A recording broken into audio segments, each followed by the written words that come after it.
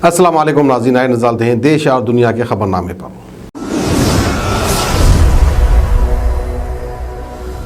सच news के बैनुल अक़वामी खबरनामे में आपका इस्तकबाल है। और आज की सबसे बड़ी खबर आ रही है अरुणाचल के युवक पर चीन के जुल्मों के लेकर। हाथ पैर बांधकर बिजली के झटके दिए गए हैं, लाते घूसे जड़े हैं। उनके पिता कह रहे हैं कि मेरा बेटा मानसिक रूप से टूट गया है। अरुणाचल प्रदेश के युवक मिराम तारोन को कुछ वक्त पहले चीनी सेना ने बॉर्डर से अगवा कर लिया था, जिसके बाद उसे भारत को सौंपने से पहले 8 दिन तक टॉर्चर किया गया है। इस बात का खुलासा खुद मिराम के पिता किया है। अखबार की रिपोर्ट के मुताबिक मिराम के पिता ओपंग तारोन ने बताया कि मेरा बेटा मानसिक रूप से इतना टूट गया है कि वो किसी से बात नहीं कर पा रहा। ओपांग तारून ने कहा कि मेरे बेटे को चीन की पीपुल्स लिबरेशन आर्मी हाथ पैर और आंखों पर पट्टी बांधकर 209 घंटे तक के लिए टॉर्चर करती रही। उसे बिजली के झटके दिए गए, हैवानों की तरह पीठ पर लाते घूसे जड़े गए। मिरान ने मुझे बताया कि उसे नो मैंस लैंड, जो कि भारत और चीना बॉर्डर की ऐसी जगह है जहां कोई नहीं होता, वहां से पकड़ लिया गया था।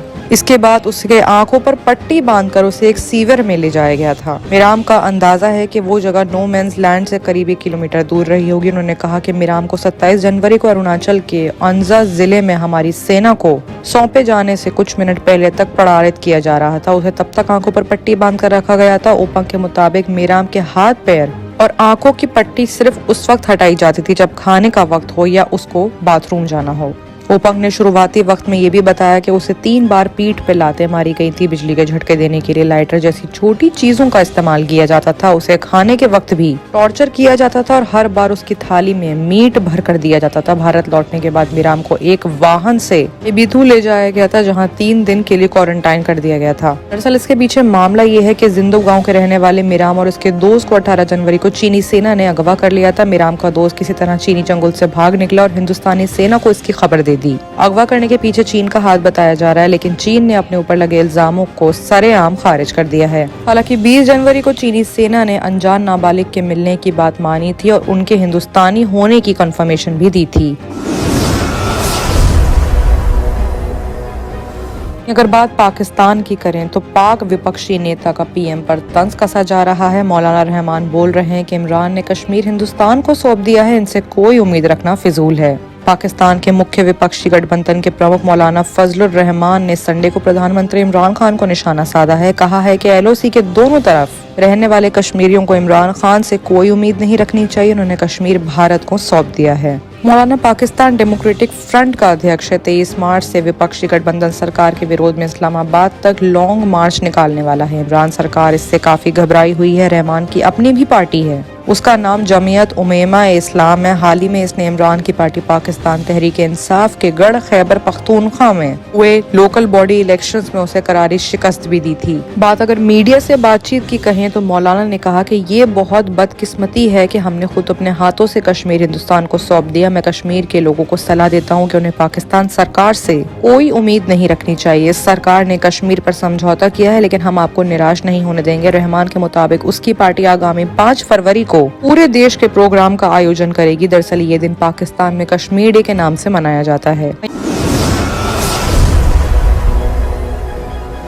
अगर बात ब्राजील में करें तो ब्राजील में नहीं थम रहा है आपदाओं का दौर। साओ पाउलो में भारी बारिश के बाद बाढ़ भी आई और भूस्खलन ने इतनी तबाही मचाई कि 19 लोगों की मौत हो गई और कई लोग लापता भी हैं। ब्राजील के साओ पाउलो शहर में भारी बारिश के बाद आई बाढ़ और भूस्खलन से काफी तबाही मच चुकी है। जानकारी संडे को नागरिकों की सुरक्षा से जुड़े काम देखने वाले अधिकारियों ने दी है। साओ पाउलो के अधिकारियों का कहना है कि 9 लोग घायल हो चुके हैं, 19 की मौत हो चुकी है, जबकि 4 अभी भी लापता है। इसके अलावा करीब 500 परिवारों को अपना घर छोड़कर जाना पड़ रहा है। साओ पाउलो के गवर्नर जाओ डोरियो ने संडे को बाढ़ वाले एरियाज का जायजा लिया और कहा कि उन्होंने शहरों के लिए 15 मिलियन यानी कि रीस की आपातकालीन सहायता को मंजूरी दे दी है। साओ पोलो के आसपास भी सबसे ज्यादा प्रभावित हुए इलाकों में अरूजा, फ्रांसिस्को, मोराटो, एम्बोदास और टोसा फ्रैंको द रोचा का नाम शामिल है। ऐसे में वहाँ पर भारी तादाद में नुकसान हो चुका है। लोग उम्मीद की आस लगाए बैठे हैं।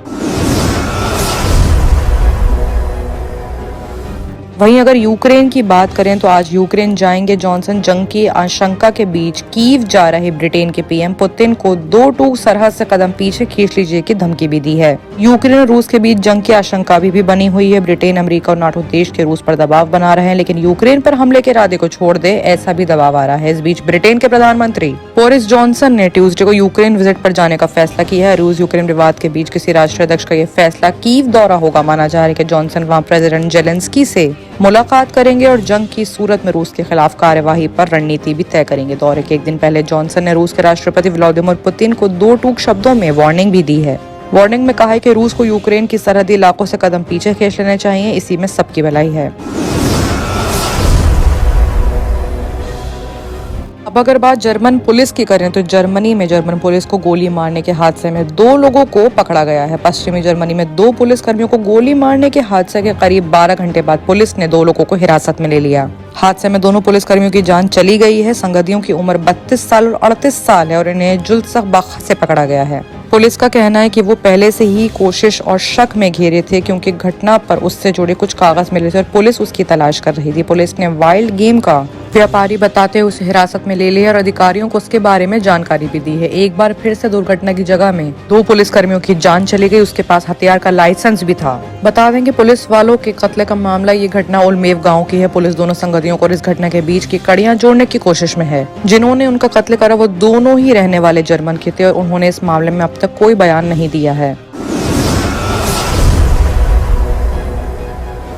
वहीं एक और बड़ी खबर के बारे में बात करें तो ताइवान के डिफेंस जोन में घुसे 5 चीनी एयरप्लेन्स। 1 महीने में ड्रैगन का ये 24वां घुसपैठ है। चीन ताइवान को अपना क्षेत्र बताते हुए उस पर दावा करता है। लोकतंत्र रूप से चुनी गई ताइवान की सरकार को अहमियत न देने से इनकार करता है। ताइवान और चीन 1939 के गृह युद्ध में अलग हो गए थे। वॉर में अलग होने के बाद से ही दोनं के बीच में तनाव रहता है। चीन ने अपने 5 सैन्य प्लेन्स को ताइवान की तरफ भेजा और यहाँ पर एयर डिफेंस आइडेंटिफिकेशन जोन में मंडे को दाखिल हुए। इस महीने का ये 24वां चीनी घुसपैठ है। बता दें कि चीनी सीमा में घुसने वाले 3 people's liberation army air force Shenyang J-16 fighter jet और एक शेनयांग J-16D इलेक्ट्रॉनिक वारफोर प्लेन और एक शाकंसी KJ-500 एयरक्राफ्टेड है। इसके जवाब में ताइवान ने भी एयरक्राफ्ट भेजे हैं। रेडियो वार्निंग जारी की है कि घुसपैठियों विमानों की मॉनिटरिंग के लिए हवाई सुरक्षा की तैनाती कर दी है। इस महीने चीन ने करीब हर दिन ताइवान के आइडेंटिफिकेशन जोन में अपने प्लेन को भेजा। आइडेंटिफिकेशन जोन में अपने प्लेन को भेजने के बाद भी ताइवान न्यूज के मुताबिक जनवरी में 3, 9, 16, 21, 22, 26 और 29 तारीख को छोड़कर हर दिन चीनी प्लेन ताइवान की सीमा में दाखिल हुए हैं। ताइवान की वायुसेना ने इस गतिविधियों का पता चलने पर अपने प्लेन भी फौरन रवाना किए और रक्षा रडार प्रणाली के पीपल्स लिबरेशन आर्मी के विमानों पर नजर भी रख रखी है। ताइवान की सरकार पिछले 1.5 साल से नियमित रूप से इस संबंध में आंकड़े जारी कर रही है। उनके मुताबिक तब से चीनी पायलट लगभग रोज ताइवान की ओर उड़ान भर रहे हैं। इससे पहले चीन ने 56 प्लेन्स को पिछले साल अक्टूबर में ताइवान की ओर में भेजा था। गौरतलब है कि चीन ताइवान को अपना क्षेत्र बताते हुए उस पर दावा करता है, लेकिन ताइवान इसको पूरी तरह से इनकार करता है। बाकी की तमाम खबरों के लिए देखते रहिए सच न्यूज।